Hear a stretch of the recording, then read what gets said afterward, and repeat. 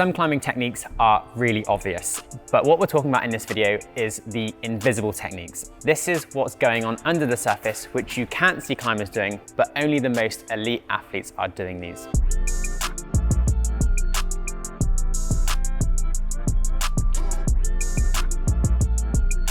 We're here filming at the Sheffield hangar today, and there is a little bit of route setting going on in the gym. So if you hear some drill noises in the background, apologies for the noise. Gripping hold slowly is particularly important when the handholds are really bad. You might hear climbers saying things like, oh, you need to get your left index finger on that tiny crystal over there, otherwise the hold feels terrible. A great example of this is watching someone like Aidan Roberts, who is a bit of a specialist when it comes to small, hard holds. If you watch him climbing, often he'll move really slowly and statically and grip the hold in a very specific way. It's these intricacies that can make a climb feel impossible or make it feel relatively easy because you get the hold just right. Being very body strong particularly helps with this because you often have to take out the momentum of the movement so that you can grip the hold really slowly. So if you struggle with static movement, it's often helpful to practice this on the wall, but also make sure you're spending time in the gym working on your strength and conditioning. We don't tend to get forced into this style of movement nearly as much of indoor climbing, where the hold's often bigger and much more ergonomic, so we don't have to come into them really slowly to get them that precisely. This might be another reason why some people find it quite hard to transition from indoor climbing to outdoor climbing, particularly if they've never done it before. This doesn't account for all indoor and outdoor climbs, but if you wanted to practice this indoors, we can take climbs that might be dynamic and try and do them again in a more static manner. Relaxing more seems strange to say when climbing is obviously a physical sport and we obviously have to be strong and try hard when we're climbing. However, this is something that really good climbers do very well and it makes a massive difference to their efficiency and also recovery on climbs. I think this is often more obvious for route climbers because they spend so long working on efficiencies. However, this skill is also still very important for boulderers. What we mean by relaxing more is not relaxing everything, but just relaxing the muscles which you don't need to have engaged for a certain movement. And this is to improve efficiency and the economy of movement when you're getting up a climb. When relaxing, essentially what we're trying to do is disengage the muscles, relax, and almost hang on the passive structures and on the skeleton of our body. However, you might have also heard that hanging on your skeleton is something you should be avoided because it increases the risk of injury. I would push back against this a little bit and say that actually in performance, being able to hang passively on your shoulders and on your fingers is actually really important, specifically if you're trying to perform where you're going to be aiming to conserve as much energy as possible, and that this is a totally normal thing to do in your climbing. Some examples of this is resting on a outstretched arm, letting the elbow come to a straight line, letting the shoulder drop away and keeping it all nice and relaxed while you're just holding on with your grip. We can do a similar thing with our lower body, for example, a high heel hook where we're just engaging the calf to keep a good point, making sure that the heel has a good profile for the hold, but then relaxing the hamstring, relaxing the hips and letting your hips sink away from the foothold. Even in your grip, often using the free finger drag is a really good grip position for resting or just using less energy as we start to hang on a more passive tension grip rather than the more active grips like half crimp. What I'm not saying is that we don't need to train strength, maximum recruitment, or tension in our climbing.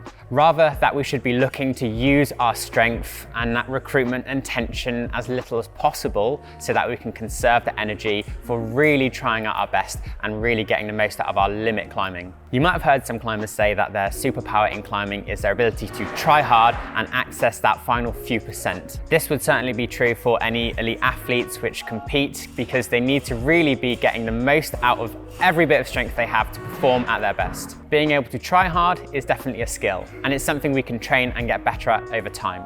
However, I'm going to suggest that there's two different types of try hard in climbing, one that relates more to strength and power and one that relates more to endurance. And I think both of these things can be trained slightly differently. The one that relates to strength and power is going to be best trained through bouldering, where we have to try really hard. You'll probably find that boulderers are better at this skill because they perform it all the time. But just because you boulder doesn't mean that you're going to be really good at trying hard. So I know that in the past, definitely I've shied away from any sort of like scrappy, real try-hard attempts where I had to really dig in deep to get up the climb, and I've tended to just drop off because I didn't feel like it flowed well enough. A nice tactic to move away from this is forcing yourself to go and flash boulders that are hard for you, because ultimately not all of them are going to go to plan first time, and you're going to have to try really hard to pull it out of the bag regardless of how the movement goes. The try hard that route climbers will often experience, I believe, is quite different. Often when you get really pumped, we tend to get tunnel vision and our movement tends to fall to bits. Training your ability to try really hard while route climbing is kind of made up of two different parts. First, your ability to really push and get the last bit of energy out of your forearms and out of your body.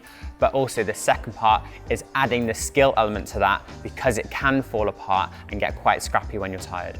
The former part of this is trained quite well on things like footless campusing, when you're just going up and down, up and down, up and down and getting really pumped in the forearms, or doing something like this on really well-known routes where you know the moves and you don't have to be so conscious in executing the movement. The other side of this is practicing endurance in a really skill-heavy environment. So getting really pumped on-sighting is a great example of this. A really great place to see this skill being executed is in the World Cup lead climbing, where you'll see athletes trying really hard and executing perfect technique right up until the very last move. Applying tension is obviously very important to climbing, and it can be quite obvious to see climbers when they apply tension well on a climb. But what is more subtle and a little bit more invisible is when climbers are able to apply tension well throughout the move from start to finish. Even what we might call a fairly static move obviously involves movement, and there will be displacement of weight. So how you apply tension throughout that move will often dictate where your hips or upper body end up from the start or end of that movement. So your foot might pop off of the foothold, not because you lost tension at the end of the move,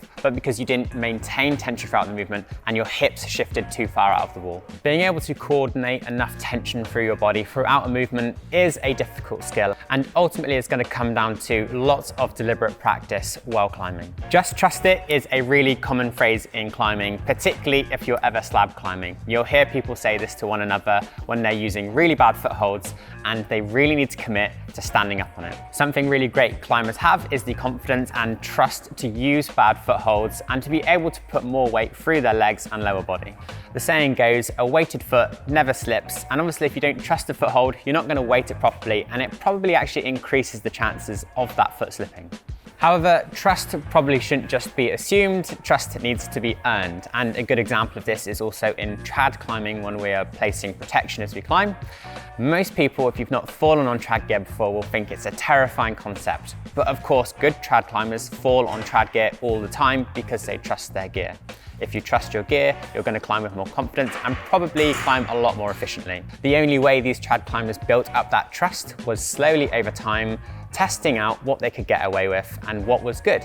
And when they fell on the gear and it held, they trusted those placements more. The same needs to be done with your climbing. We need to be practicing things like slab climbing, trusting bad feet, and really just taking patience and building up experience over time. It's quite simple, this one. Finger strength is probably the biggest attribute to your climbing, but you can still have holes in your so-called strength if you don't train all grip types. As an example, if we are to see a strong climber falling off something we think they should be doing with relative ease and technique looks good, one thing that is likely going wrong is they're climbing on a style of handholds that represents a weakness to them. This might be the three finger drag, it might be pockets, this is a pretty common one for indoor climbers, it might be the full crimp, it might be the half crimp position, and in my own example, it's definitely pinches. And this is something that has represented a weakness for me for quite a long time, and so it's important for me to add this grip into my training if I want to be a well-rounded climber. What we mean by leg dominant climbing is making the use of heel hooks, toe hooks, and things like drop knees as well, where you can bring your hips close to the wall. While all of these techniques might be fairly visible,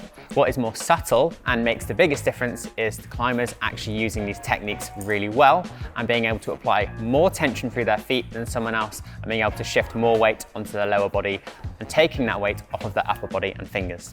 Even if you have relatively skinny legs like me, they are still big, powerful muscles, and they should be used as much as possible in climbing so that you can conserve energy in your upper body. Of course, before you start practicing your invisible climbing technique, you need to make sure that your visible techniques are looking good. And to do that, you need to watch our Essential Footworks video over here. And always, thanks for watching. We'll see you next time.